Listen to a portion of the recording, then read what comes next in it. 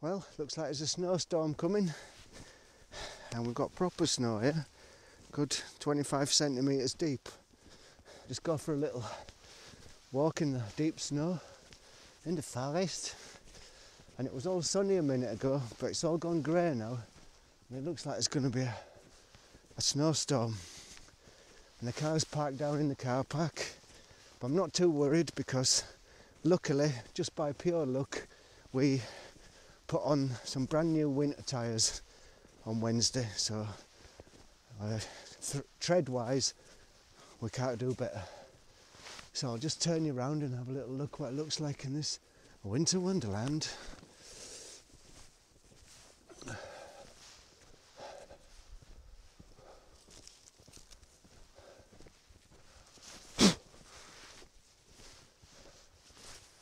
Yeah, mucked it up already. I've got about an hour of sunlight and I don't want to stay out late because tonight the temperature's supposed to go down to silly figures like -16. Although at the moment it's only about -2. But there's some weird pocket of cold air on its way down for tonight. And what we're going to talk about? Well, let's just play about with this. Brendan was telling some stories about hitchhiking. So I've got a few hitchhiking stories too. Start off with an easy one. One time I was in Leeds, and a mate of mine was the warden at a youth hostel up near Settle it was, in Yorkshire Dales. And so I walked up to the road, Otley Road, to get up there, planning to hitch. I always used to hitch everywhere. Stuck out my finger, and in the distance I seen this car coming, and it was a 1929 stretch limo Rolls Royce. And I just thought, no, this is not going to stop. And he did. And he stopped. And I stepped into this Rolls Royce. And it was an old man driving, must have been 80 years old or something like that. And I think he must have been a lord. It was so upper class it was unbelievable. And he talked to me like you expect the Queen to talk to you. And what do you do, my man? I'm on dole. Oh, really? Is that a good job? Anyway, he was a really nice guy, and we went up through the Yorkshire Dales in this old Rolls Royce, which was surprisingly bumpy, to tell you the truth. And we got to Settle, and he just stopped right in the middle of the road to let me out in Settle. And I could see all the people looking at me thinking, who's this guy stepping out of a Rolls Royce here? And I stepped out onto the street, and the Rolls Royce drove off. I looked down at the floor, and there was a £5 note on the floor in front of me. So I picked that up, put it in my pocket, and went up to the youth hostels to tell my mate and tell him the story. So that was a nice little hitchhiking bonus trip. Lovely in here. Wonder why that tree's moving there. They're all still apart from one tree. It must be the weight of the snow on there. Look at it.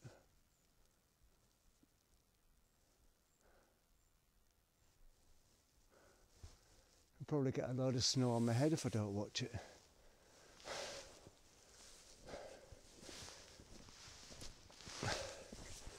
Okay, next hitchhiking trip. This was when I was about 17, and I'd been working as an engineering apprentice, and the company went bust. And a friend of mine, he went travelling down to south of France, and he says, why don't you give it a try, Gary? So what we did is, I sold all my band equipment, my microphones and my PA system and loudspeakers, and I had about 250 quid in my pocket. I think this must have been end of 79, 80. and I went to a concert in Manchester, and we were planning to go to the south of France then from Manchester. So we went to this concert in Manchester. It was The Damned, actually. And then we managed to get on a bus that was going down to London. It was a put-on bus, and just blagged our way on there and got down to London. Got down to Dover, crossed to Calais. First time I'd ever been abroad. And we'd been awake for about over 24 hours by then, and we had a lot of trouble getting a lift at Calais in the middle of the night. A lot of the time we just stood with our sleeping bags on our heads. But eventually we got a lift, and we ended up in Dijon, and we just seemed to come to a stop in Dijon because I looked a bit of a scruff, and the guy who was with me had bright orange Mohican, and we both had like army gear on, army combat jackets and stuff like that, punk style. And we waited there for about 20 hours in Dijon outside the péage. But then eventually somebody stopped, and it was a real nice French family, and they says, yeah, we're going to Sanary, which is near San Rafael, not far from Saint-Tropez. So I went down with this family, a real long drive, and we got there and they said, we've got some spare rooms at our place, you want to stay there? And we said, oh, that'd be nice. And they said how much it was, and we said, we haven't got any money. But they says, well, they're empty anyway, so you can just stay here if you want. So we stayed there for 1 week and had a real nice time. The rooms where we were staying in were absolute on the beach, and it would have been impossible to pay the rent for such a place. But we stayed there for a week, and yeah, time went on. Left that place, took their addresses, and did loads of jobs in France, cherry picking and grape picking. And when all the picking was finished, I made my way back up towards Paris. And I got out my little notebook and thought, oh yeah, there's the guy from Sanary in France. Give him a bell, like you do. And I rang this guy up and he went, oh, hello Gary, yes. Well, we're going to see The Clash tonight at the Mogadon Theatre in Paris. Do you want to come with us, because we have a spare ticket? And that was another one of these lucky things, you know what I mean? So that evening I spent watching The Clash in Paris. Had a great time. I just had a bit of money in my pocket then from doing the grapes and the cherries and stuff. So that was really nice. Amazing when you're 18 years old. You know, you don't have to fight for your laurels. You get everything given to you on a plate. You're young, you are free, and everyone loves you. I can't imagine what it'd be like nowadays going hitchhiking.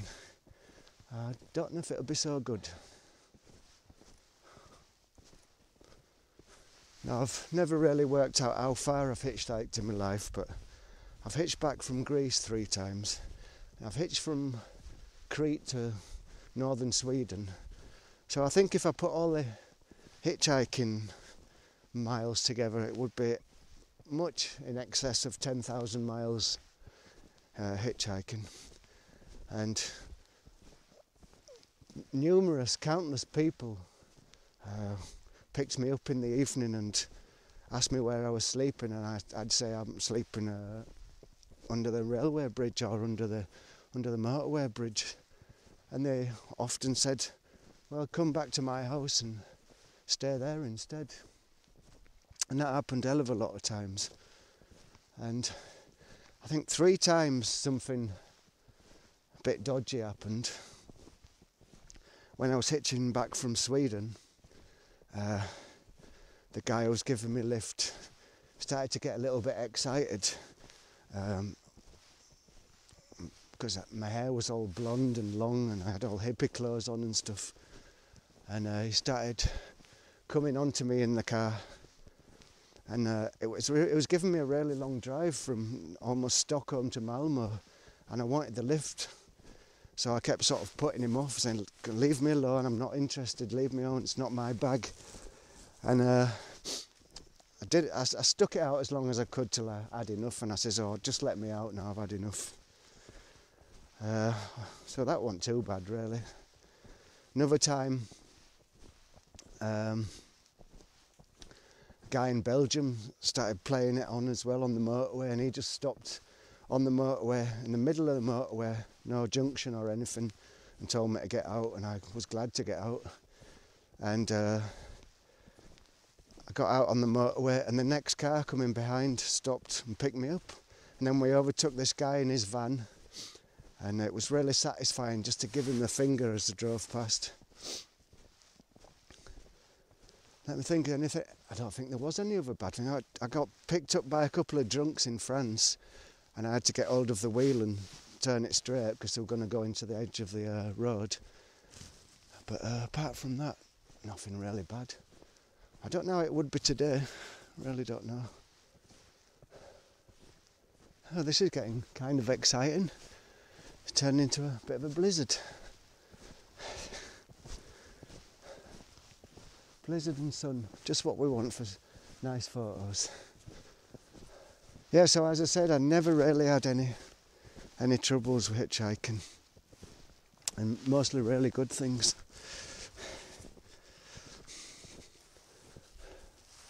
I think probably maybe the weirdest one was, I think I've told this story before. I was hitching up from Greece, and I had no money whatsoever, and it was a nightmare journey really, because going through Yugoslavia just was really the pits, and they wouldn't let me out through the border, and I got put in jail overnight, and eventually I got out, and I was making my way to Holland because I'd heard there's work picking asparagus.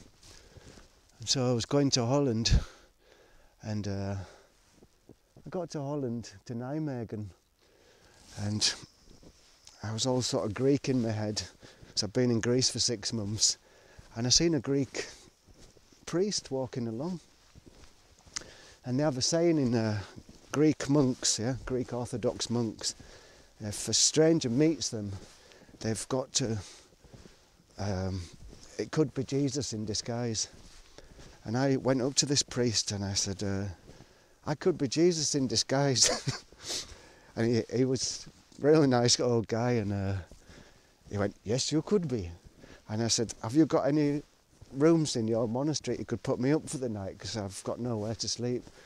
And he went, yes, of course. And so I went to the monastery with him, and I ended up staying in this Dutch monastery for 10 weeks. And he got me a job with one of his rich neighbours, who was a kind of a low-class aristocrat, and they were refurbishing all their barns and outhouses on the farm what they had. And I got a job stripping paint from old beams and repainting them. I worked there for quite a long time and earned really good money, and then staying in the monastery in the evenings, and we'd often go out in the evenings to Nijmegen, and that was a really interesting time. And this guy was a bit crazy, this old monk guy, and he used to say to everyone I was a lord from England who suddenly appeared at his monastery. But yeah, it was interesting. He used to get up at 4 o'clock every morning and go in the chapel of the monastery and do all the Georgian chants really early in the morning. It was an interesting experience, that. But I don't know, I don't ever seem to see people hitchhiking these days. Do people still do it? I guess if you've got no money, you've got no choice, but I wouldn't fancy it myself, maybe because I'm too old for it, and now I'd be thinking of all the bad things that could happen. But back in the day then, I had absolutely nothing to lose. I had no money to get robbed off me, or the only thing I had was like a scabby, stinky old sleeping bag and my passport. And nothing else. So robbery, being robbed or attacked wasn't really a problem, and it never crossed my mind either. I never really was ever worried about that.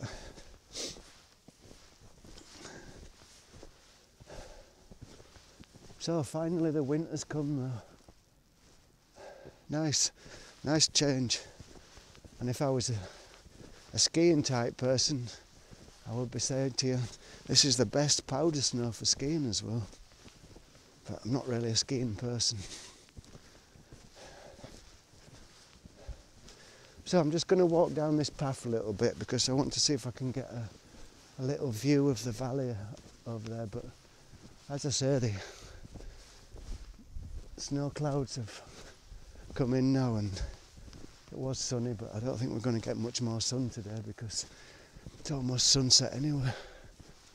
Been watching a lot of David Bowie videos, and I've got too many Bowie songs going on in my head all the time now.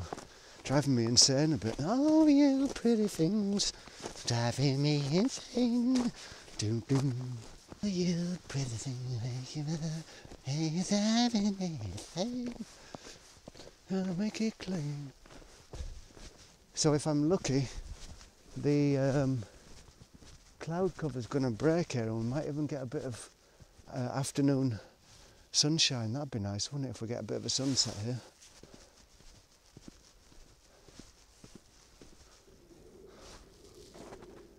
So there we have it, there's the sunset coming.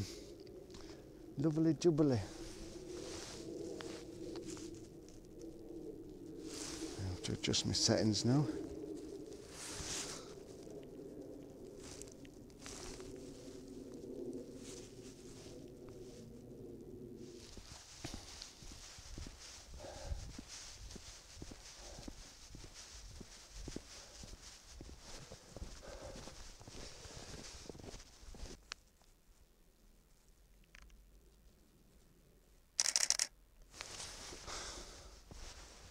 So now we've got the wide angle lens on and we should get some nice pictures here.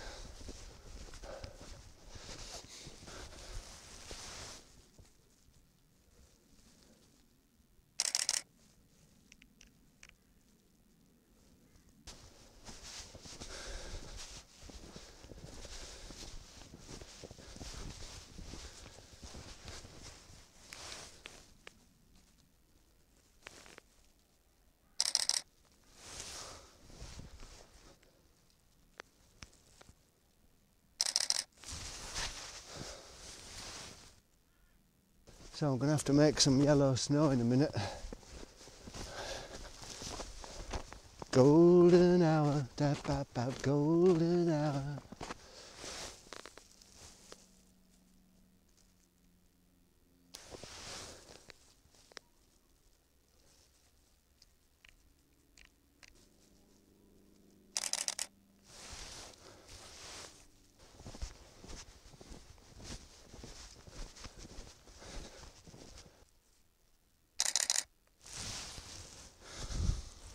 Interesting colour of the sky there.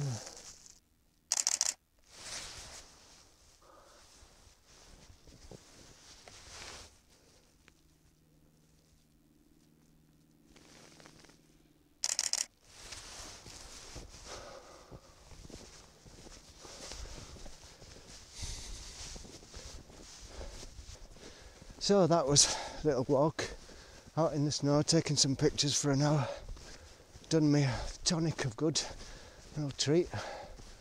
Feeling perked up and good. I hope you're all feeling good too. Have a great day.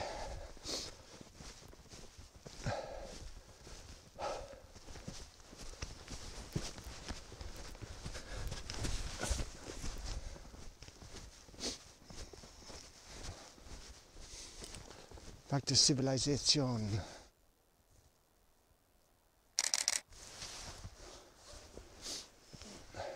Gorgeous sky. Gorgeous sky that says loads of snow on the way. And I hope I haven't left the lights on in the car. I've got a bad feeling I might have done. I don't like driving in snow much. especially down big mountain sides like this. Just take it easy, stick it.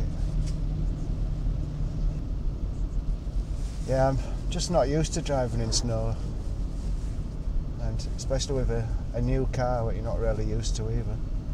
So what we'll do is we'll stick it in third and let the engine brake us.